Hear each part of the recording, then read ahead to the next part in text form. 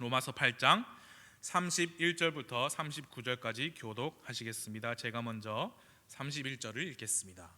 그런즉 이 일들에 대하여 우리가 무슨 말을 하리요?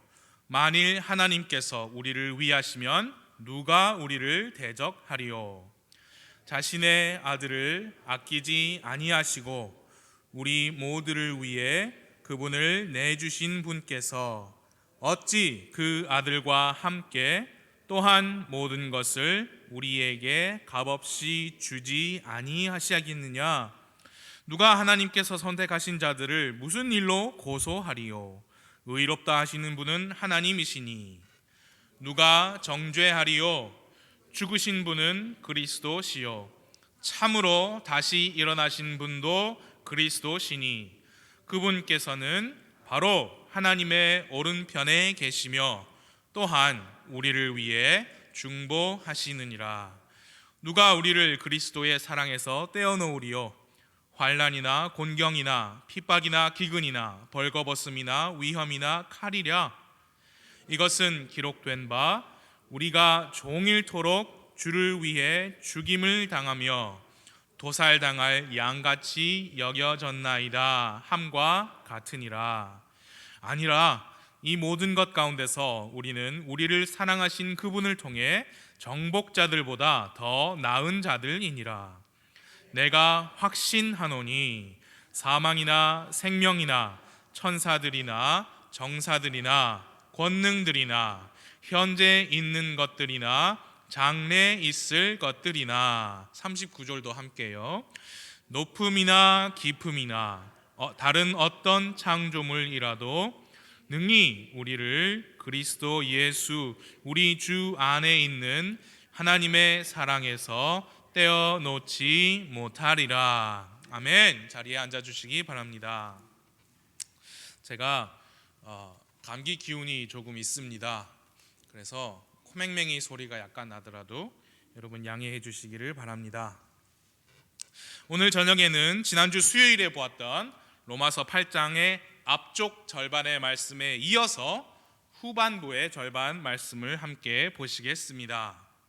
지난주에는 그리스도 안에 있는 자들은 성령님을 따라 걷는 자들이라고 했습니다.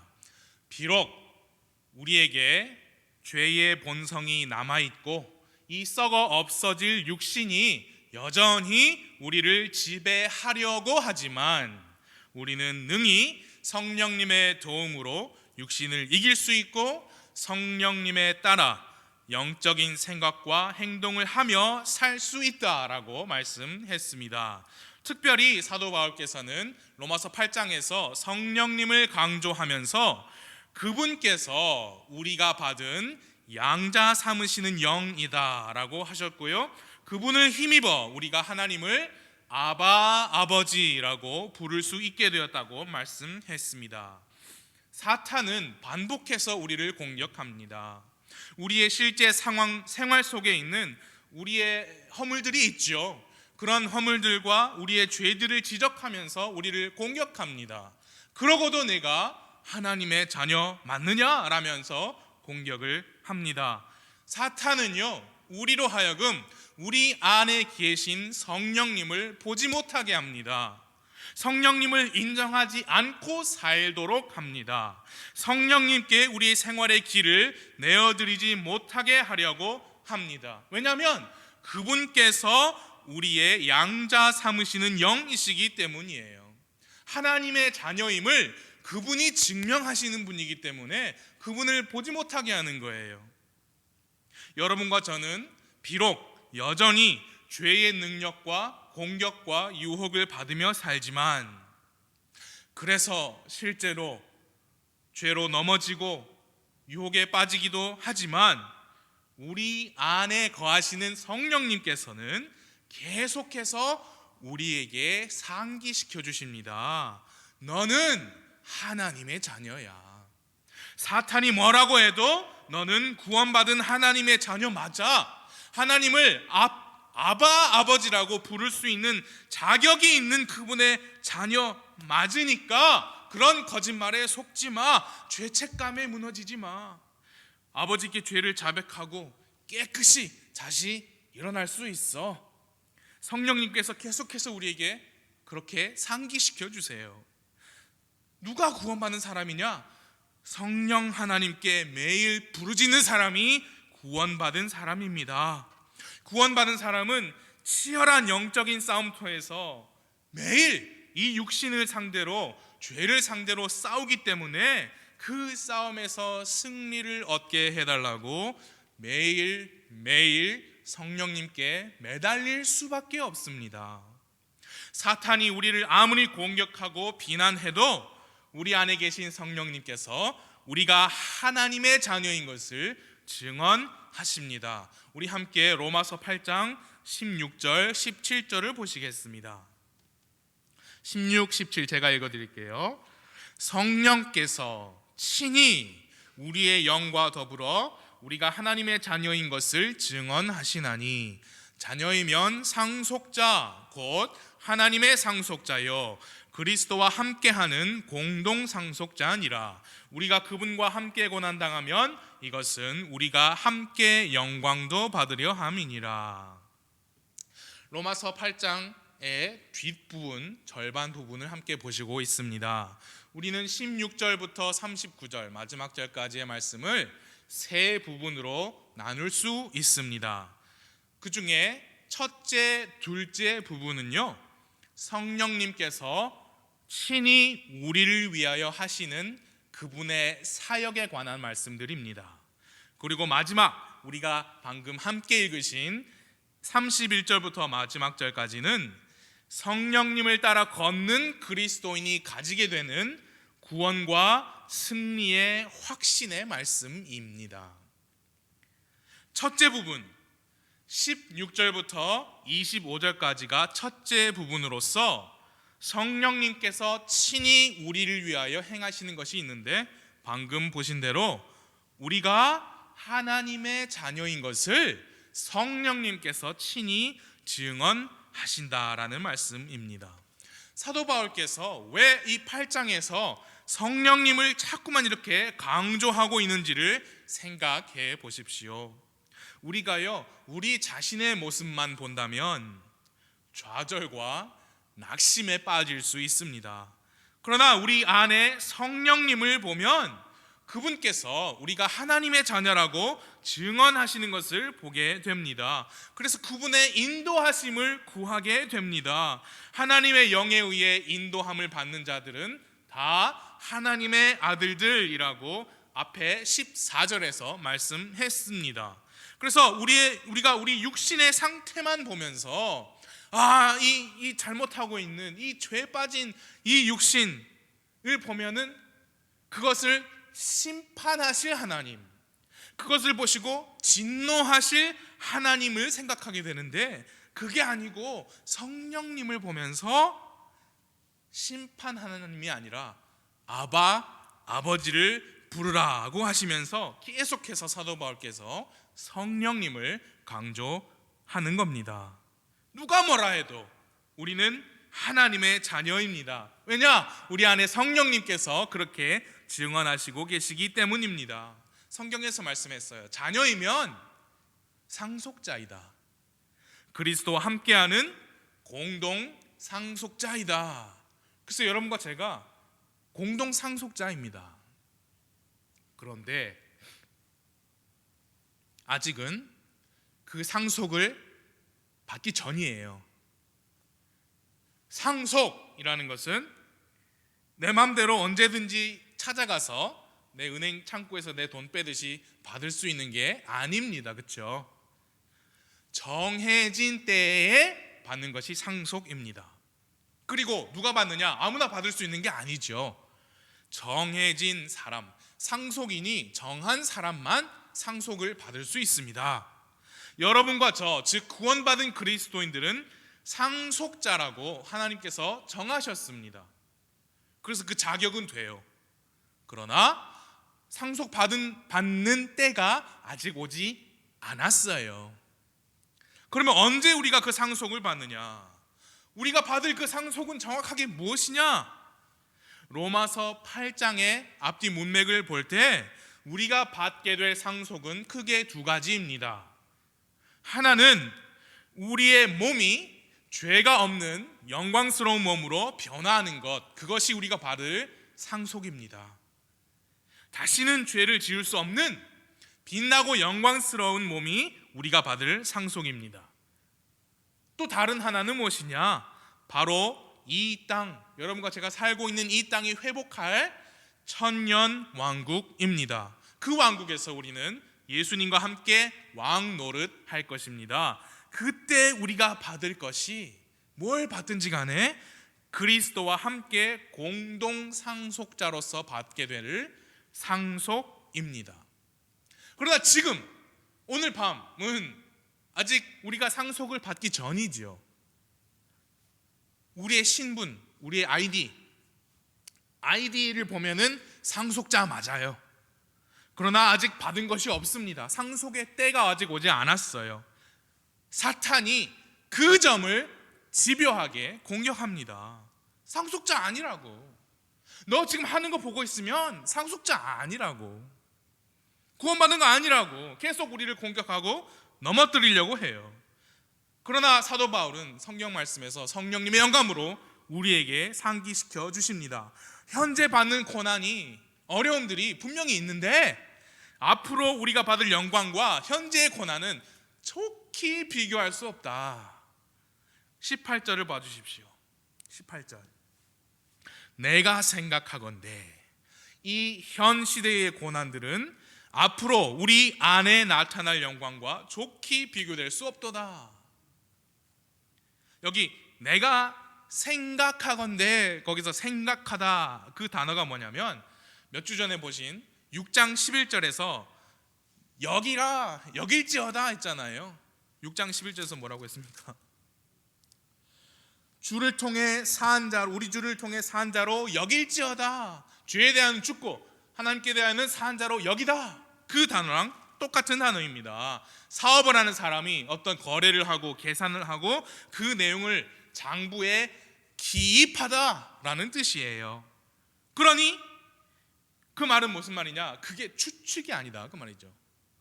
추측이나 소원이 아니에요.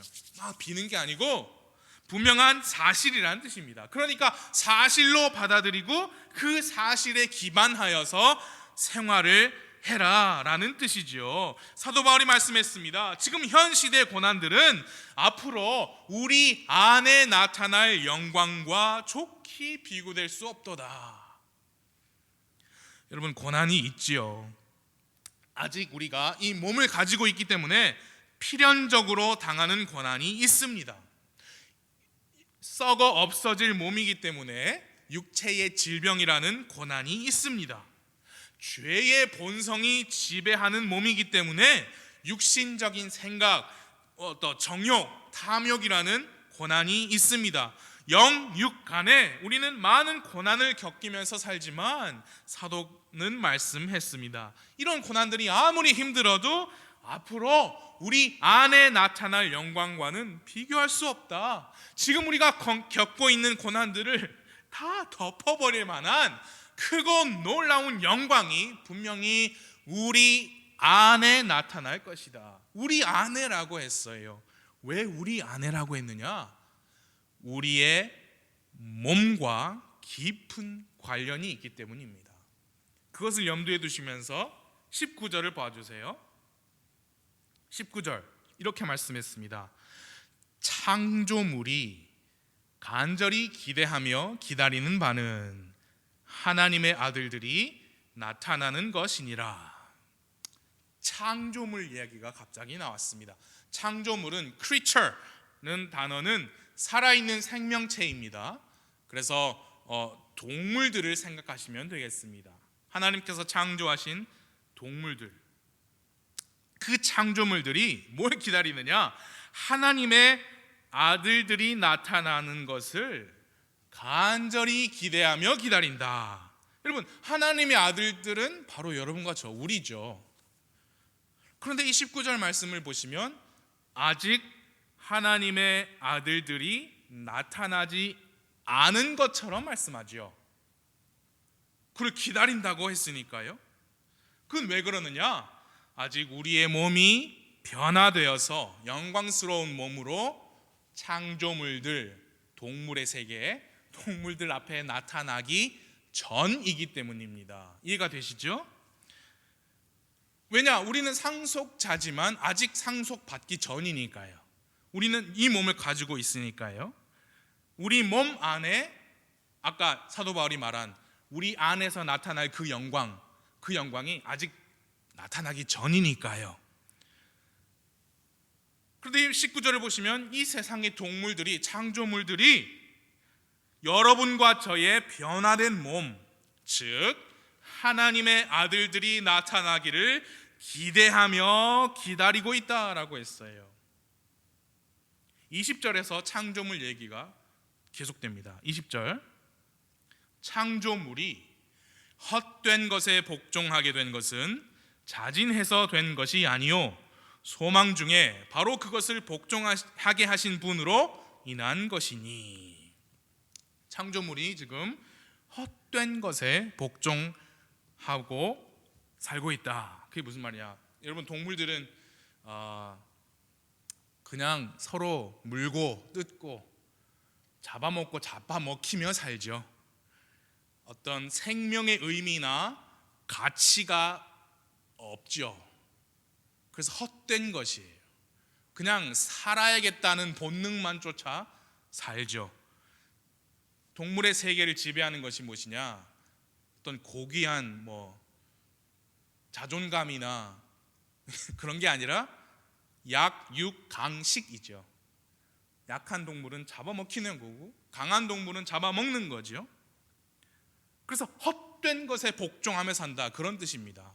근데 그렇게 된 것이 그 창조물들 자진해서 그렇게 된 것이 아니고 하나님께서 창조물들에게 소망 중에 헛된 것에게 복종하라라고 시키셨기 때문이에요. 그게 대체 무슨 의미이냐? 왜 이 동물들은 지금 헛된 것에 복종하면서 사느냐? 왜 하나님께서 그렇게 만드셨느냐? 소망 중에. 21절을 보면 나와 있습니다. 21절 함께 읽어볼까요? 시작. 이는 창조물 자신도 썩음의 속박에서 해방되어 하나님의 자녀들의 영광스러운 자유에 이를 것이기 때문이라. 창조물 자신도, 동물들도 어디에 이를 것이다.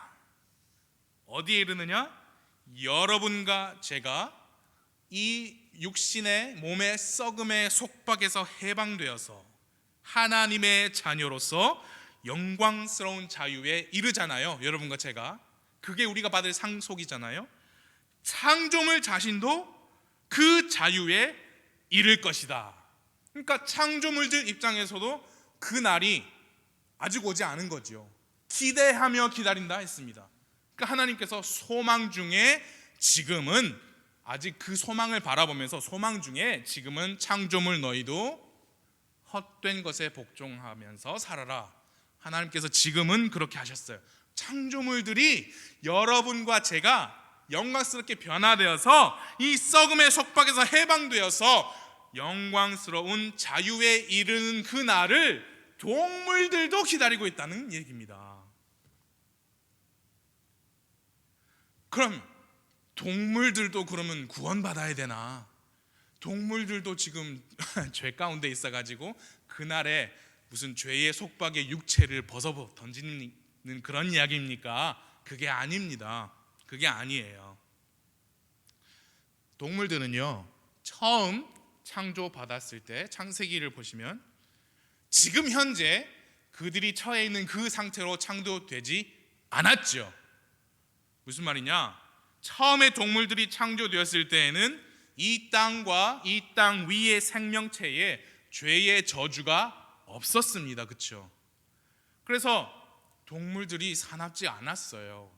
죄의 저주가 없어요.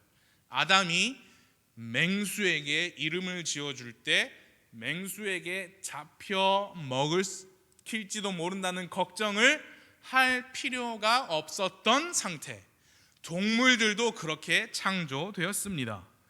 약육강식의 상태가 아니었죠. 그런데 아담이 범죄했습니다. 아담의 타락으로 이 땅도 하나님의 벌을 받았습니다. 그 전까지는 땅에 가시덤불과 엉겅퀴가 없었지만 하나님께서 죄로 인하여 땅을 저주하신 이후로 땅이 척박해지기 시작했습니다. 창조물들, 즉 동물들도 그때부터 이 땅에 죄의 저주가 임한 때부터 서로 먹고 먹히는 존재가 되었어요. 그 창조물들이 지금 현재 하나님의 아들들이 나타나기를 기대하며 기다리고 있습니다. 그때가 언제냐? 여러분과 제가 영광스러운 몸을 받고 하늘에 7년 동안 있다가 예수님과 함께 이 땅에 내려오지요. 이 땅에 우리가 내려와야 이 땅의 창조물들이 하나님의 아들들이 나타났다라고 그들이 기다리는 시점이 오잖아요. 천년 왕국입니다. 창조물들이 그때를 기다립니다. 어떤 때냐? 생쥐들이 고양이 걱정을 안 해도 되는 때예요. 땅이 마침내 회복하는 때입니다. 그래서 그 때가 오기 전까지 그 창조물들 또한 우리와 같이 고난의 연속이에요. 동물들만 그렇지 않습니다. 산, 들, 바다, 창조 세계 전체가 다 그러하다. 22절을 봐주세요. 22절 함께요. 시작. 또 온 창조 세계가 지금까지 함께 신음하며 고통 중에 산고를 치르는 줄을 우리가 아나니. 창조 세계는 창조물하고 다른 창조물은 살아있는 것들, creature. 근데 창조 세계는 그냥 creation, 하나님께서 만드신 바다, 강, 들, 산 이런 것들이 지금까지 함께 신음하면서 고통 중에 산고를 치르고 있다라고 했습니다. 함께 고통받는 거예요. 왜? 죄 때문에. 그러면 근데 산고는 끝나죠. 출산을 하면 산고는 끝납니다. 창조 세계와 창조물이 처해 있는 고난은 바로 그날 천년왕국 때 끝납니다. 그때의 땅이 회복될 거예요. 독사굴에 어린이가 손 놓고 장난쳐도 물지 않는 그때, 사자들이 어린 양과 함께 뛰노는, 그래도 서로 안 잡아먹는 그 때가 올 것입니다. 그때까지 현재 세상의 창조물과 창조 세계는 신음합니다. 고난을 겪습니다. 죄 때문에. 하나님의 아들들이 나타나기를 기대하고 기다립니다. 그런데 그 때를 기다리는 것은 우리 또한 마찬가지입니다. 23절을 보세요. 23절 함께 읽겠습니다. 시작. 그들뿐 아니라 우리 자신, 우리까지도 양자 삼으심, 즉 우리 몸의 구속을 기다림은, 우리도 기다립니다. 뭘 기다리느냐? 양자 삼으심, 즉 우리 몸의 구속을 기다립니다. 그러니까 우리 알 수 있죠. 이 창조물들과 창조 세계가 기다리는 그것이 바로 그때구나.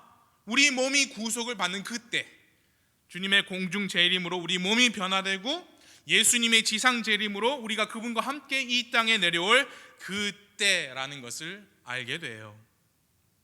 거기 23절에 보시면 거기 뭐라고 했냐면은 양자 삼으심, 즉 우리 몸의 구속이라고 했습니다. 그때 우리의 영, 우리의 혼, 우리의 몸이 다 하나님의 자녀라는 신분에 걸맞는 상태로 변화될 것입니다. 그때가 오기 전까지는 우리는 신음하며 고통을 당합니다.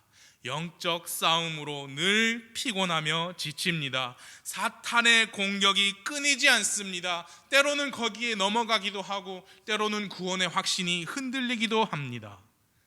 그때마다 우리는 누구를 봐야 되느냐? 우리 안에 계시는 성령님을 봐야 합니다. 그분께서 우리가 하나님의 자녀인 것을 증언하시기 때문입니다. 우리에게는 소망이 있습니다.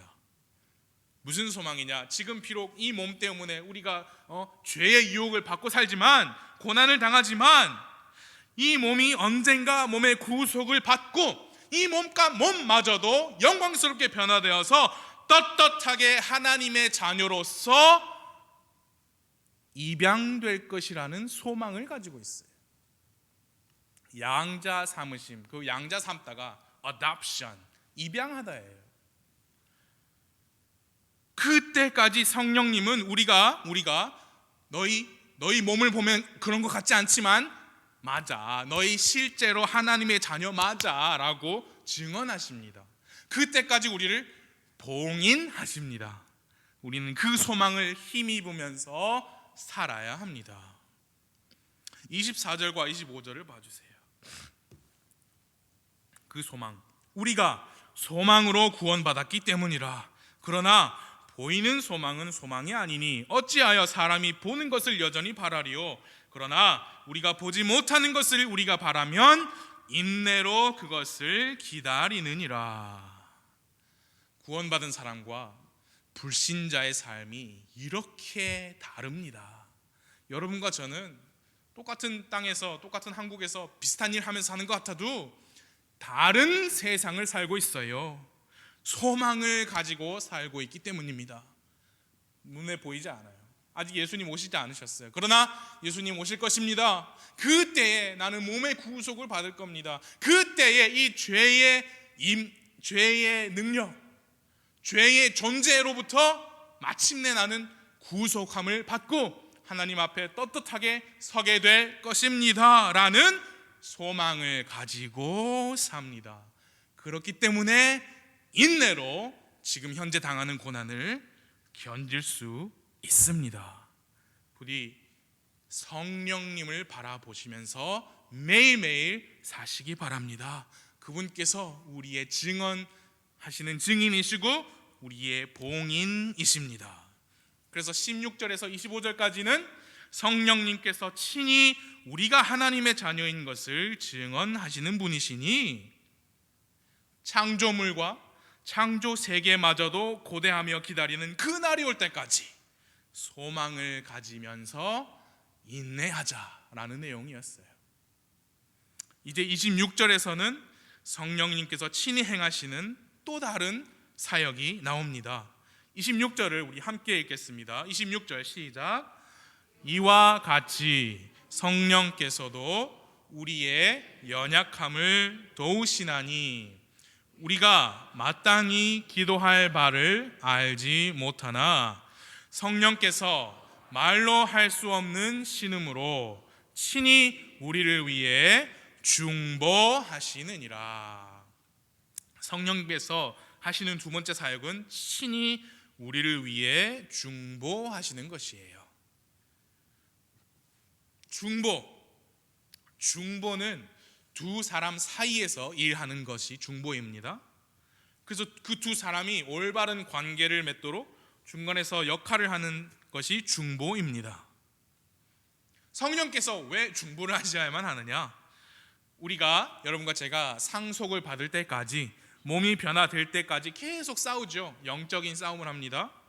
그 과정에서 우리가 계속 이길 수만은 없죠. 이기면 좋겠지만, 계속 승리만 하면 좋겠지만 지죠. 육신적인 생각이 들어요. 죄에 빠지기도 합니다. 그것이 바로 26절에서 말씀하시는 우리의 연약함이죠. 성령님께서 우리의 연약함을 도우신다 했어요. 그래서 그때마다, 우리가 실패할 때마다, 넘어질 때마다 우리와 하나님 사이에서 성령님께서 중재자 역할을 하세요. 아버지, 이 사람은 아들 예수님의 피로 구원을 받고 하나님의 영으로 봉인을 받는 사람 맞아요. 비록 지금 죄의 몸을 입고 있어서 가끔 실족을 하지만 분명히 하나님 아버지의 상속을 받도록 정해진 사람, 공동 상속자, 그리스도와 함께할 공동 상속자, 양자로 받아들여질 그 사람이 맞습니다 라고 중보하시는 거예요. 말할 수 없는 신음으로 친히 우리를 위해 중보하신다고 했어요. 그러니까 하나님의 자녀인 여러분과 제가 하나님을 멀리하고 하나님께서 싫어하는 죄를 가까이 할 때 우리 안에 계신 성령님께서 아파하신다는 말씀이에요. 신음하신다는 말씀입니다. 그럼에도 불구하고 성령님은 우리를 떠나지 않으시고 오히려 하나님께 우리를 위해 중보하신다. 얼마나 감사한지요. 하나님 찬양합니다. 우리의 연약함을 도와주신다. 여기 26절에서 우리의 연약함은요, 우리 육체의 질병이 아닙니다. 육신의 연약함이에요.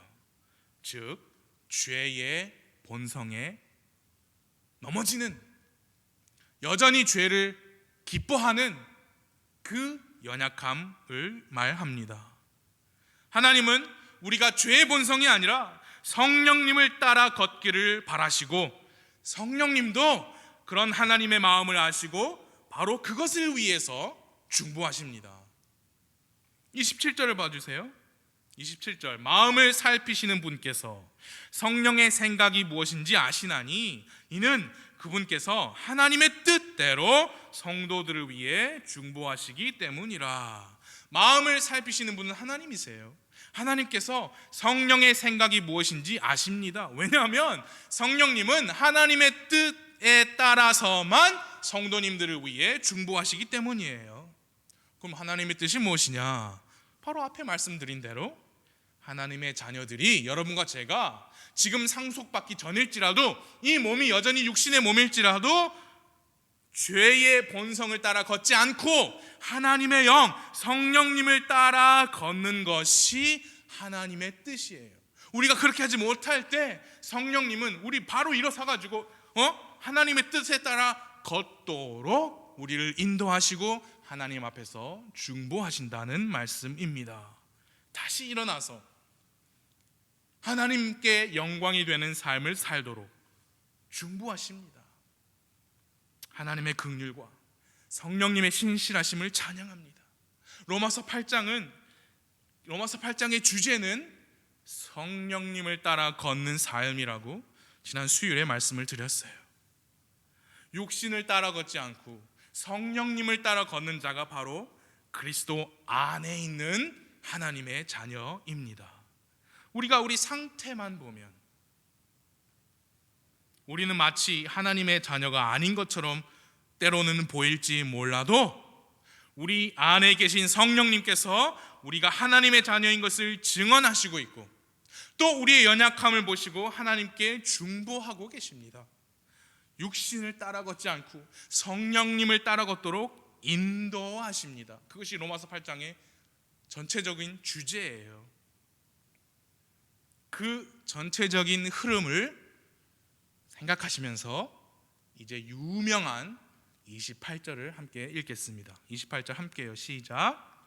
우리가 알거니와 하나님을 사랑하는 자들 곧 그분의 목적에 따라 부르심을 받은 자들에게는 모든 것이 합력하여 선을 이루느니라. 자, 질문 드릴게요. 이 8장의 전체적인 흐름을 볼 때 하나님을 사랑하는 자들 곧 그분의 목적에 따라 부르심을 받은 자들은 누구입니까? 구원받은 하나님의 자녀들입니다. 맞죠? 질문 하나 더. 로마서 8장의 전체적인 흐름을 볼 때 모든 것이 합력하여 이룰 것이라는 그 선이 과연 무엇을 의미합니까? 로마서 8장에서 계속해서 말씀하시는 것이 선이에요. 뭐냐? 구원받은 그리스도인들, 하나님의 자녀된 여러분과 제가 육신을 따라 걷지 않고 성령님을 따라 걷는 것, 그것이 바로 선입니다.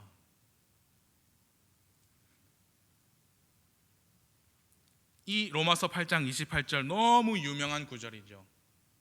그런데 문맥 전체적인 흐름과 문맥과 전혀 상관없이 가장 많이 사용되는 구절이기도 합니다.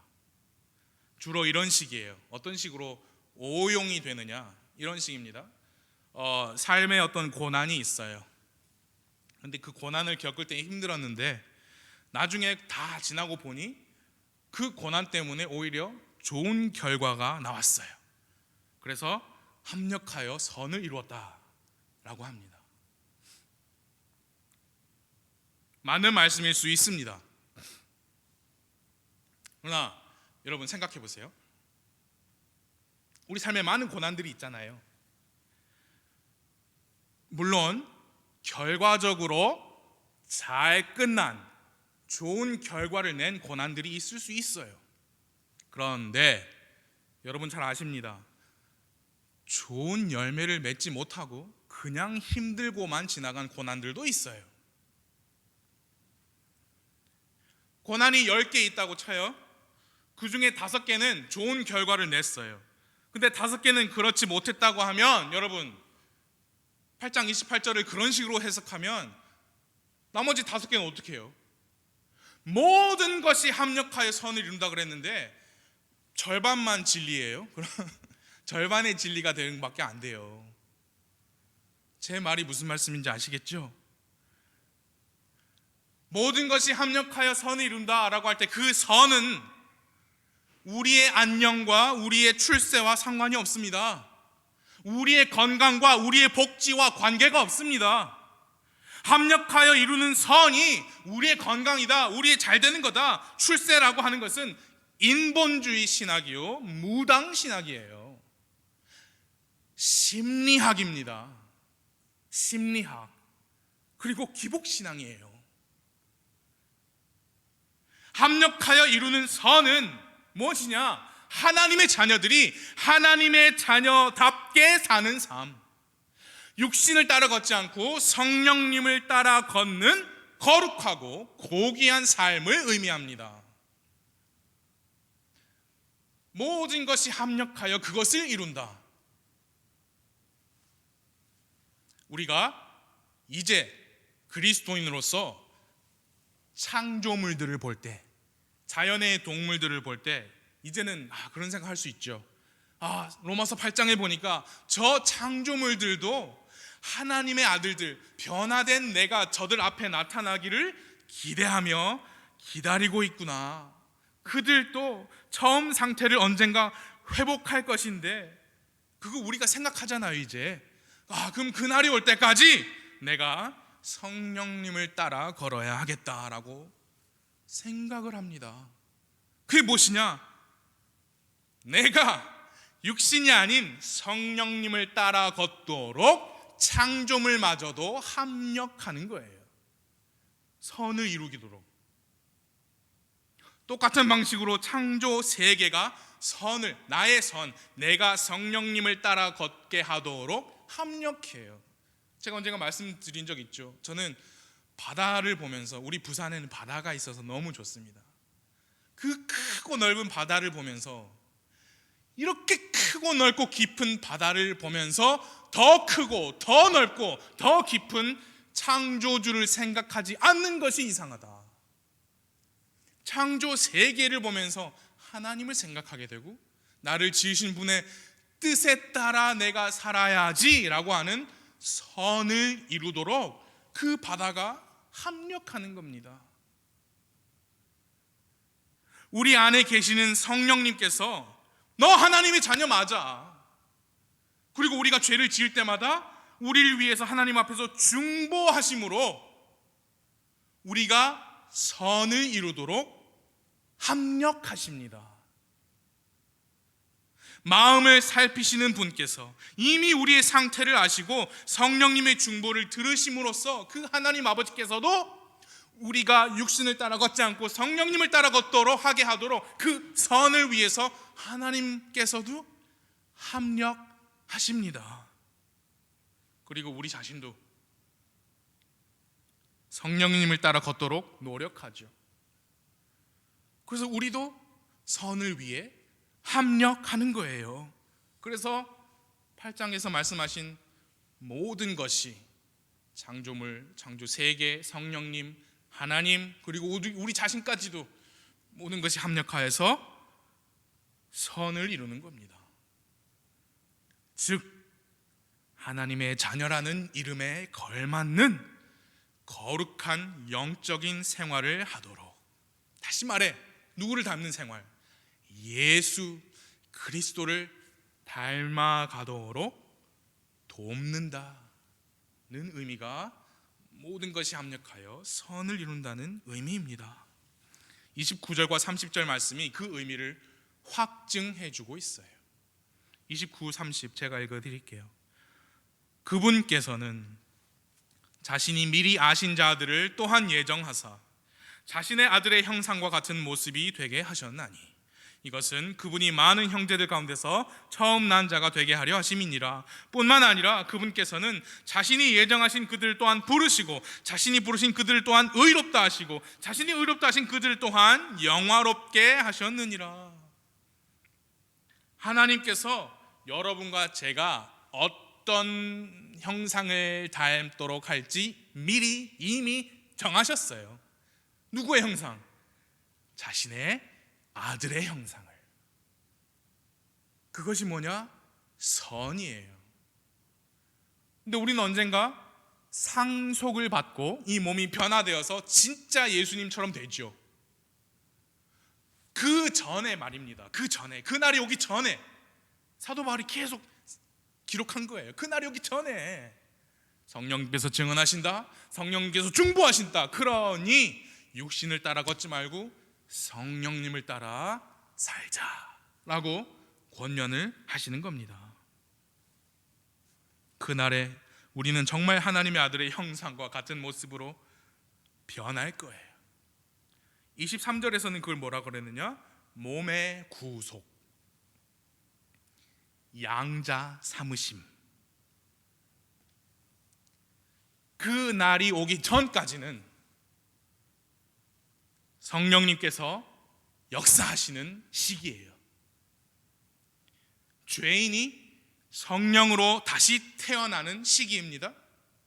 그렇게 죄인이 의인으로 다시 태어나서 이제부터는 옛 사람의 정욕을 버리고 육신을 따라 살지 않고 성령님의 인도하심을 따라 걷는 시기입니다. 그러나 많이 넘어지죠. 실족합니다. 사탄의 공격이 있습니다. 그때마다 성령님께서 증언하십니다. 일어나라, 너는 하나님의 아들 맞다. 또 성령님께서 중보하십니다. 아버지 하나님, 긍휼을 베풀어 주세요. 조금 더 성장하고 조금 더 성숙하면 이 정도로는 다시 넘어지지 않을 겁니다. 창조물과 창조 세계가 하나님의 아들들이 나타날 그날을 기대하며 기다립니다. 이 모든 세상이 여러분과 저의 영적인 성장, 영적인 성숙함을 응원하고 있다는 의미예요. 그 중심에는 성령 하나님이 계십니다. 그래서 그분의 인도를 따라서, 그분을 따라 걸을 때 하루하루 천천히 조금씩, 그러나 확실하게 우리는 하나님의 아들의 형상과 같은 모습으로 성장해가고 성숙해가는 겁니다. 그리고 마침내 예수님께서 공중에 나타나실 때 우리의 성장은 멈추죠. 뭐냐? 이제는 장성한 사람, 즉 하나님의 아들들로 나타날 것입니다. 그러므로 사랑하는 여러분, 성령님을 의지하시기 바랍니다. 그 날이 오기 전에는 그 방법밖에 없습니다. 성령님을 의지하시고 앞으로 전진하시길 바라요. 넘어질 수 있어요. 그러나 성령님을 의지하셔서 다시 일어나십시오. 그분께서 중보하십니다. 그분께서 증언하십니다. 의심하지 마십시오. 성령님의 도우심으로 앞으로 나아가시기 바랍니다. 이제 31절부터 39절까지의 말씀은 사도 바울이 이제 지금까지 기록한 교리적인 말씀들을 요약을 하면서 강력한 도전과 울림의 말씀으로 이 8장을 마칩니다. 그런즉 31절, 이 일들에 대하여, 이 일들은 무슨 일이냐? 앞에 있는 모든 내용이요. 우리가 누구이냐? 죄인이었는데 의인이다. 믿음으로 의롭다함을 얻은 사람들이다. 넘어질 수 있지만 넘어지지만 성령님께서 우리에게 계신다. 이 일들에 대하여 우리가 무슨 말을 하리요? 만일 하나님께서 우리를 위하시면 누가 우리를 대적하리요? 자신의 아들을 아끼지 아니하시고 우리 모두를 위해 그분을 내주신 분께서 어찌 그 아들과 함께 또한 모든 것을 우리에게 값없이 주지 아니하시겠느냐? 누가 하나님께서 선택하신 자들을 무슨 일로 고소하리요? 의롭다 하시는 분은 하나님이시니 누가 정죄하리요? 죽으신 분은 그리스도시요 참으로 다시 일어나신 분도 그리스도시니 그분께서는 바로 하나님의 오른편에 계시며 또한 우리를 위해 중보하시느니라. 누가 우리를 그리스도의 사랑에서 떼어놓으리요?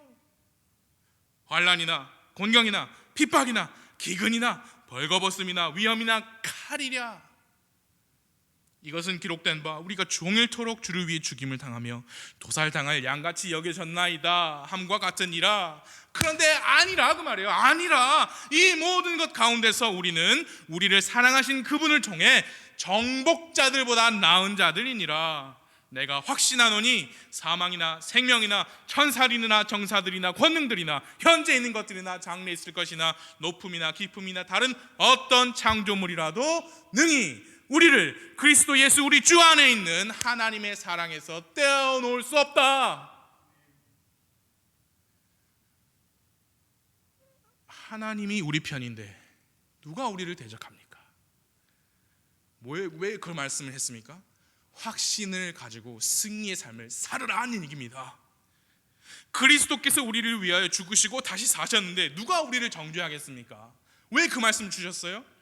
죄책감이나 그런 좌절에 빠져 살지 말고 일어나서 성령님을 의지하여 살아라, 그런 말씀이죠. 여기 칼이랴 그래서 칼, 목에 칼이 들어올지언정 누가 우리를 하나님의 사랑에서 떼어놓을 수 있겠습니까? 성경이 말씀하기를 우리는 우리를 사랑하신 그분을 통해 정복자들보다 더 나은 자들이니라 그랬거든요. 정복자들은요, 승리를 쟁취하기 위해 목숨을 걸고 싸워야 하는 사람들이에요. 내가 정복하지 않으면 저들이 나를 정복할 거예요. 그런데 성경은 우리가 정복자들보다 더 나은 자들이다. 그 말씀은 뭐냐? 이미 승리하신 주님께서 우리의 아버지시니까 우리는 이미 승리를 했다 그 말이에요. 그런 의미에서 우리는 정복자들보다 나은 자들입니다. 그러면 승리한 군인, 이미 승리한 나라, 승리한 군대의 한 사람처럼 살자, 그 말씀입니다. 우리는 하나님의 자녀들입니다. 그 어떤 것도 우리를 하나님의 사랑에서 떼어놓을 수 없습니다. 그러므로 지금 우리는 어떻게 사느냐? 성령님께서 우리에게 능력을 주시는 대로 그분을 따라 살아야 합니다. 그분을 따라 걸으면서 매일매일 이미 하나님 아버지께서 이루신, 예수님께서 이루신 그 승리를 여러분과 제가 매일매일 주장하시기 바랍니다. 성령님을 따라 걷는 삶, 친히 역사하시는 성령님, 우리가 하나님의 자녀인 것을 증언하시는 성령님, 그리고 우리의 연약함을 도우시면서 우리를 위해 중보하시는 성령님, 그분을 기억하시고 그분을 인정하시고 그분을 매일매일 따라 걸으시기 바랍니다. 기도하시겠습니다.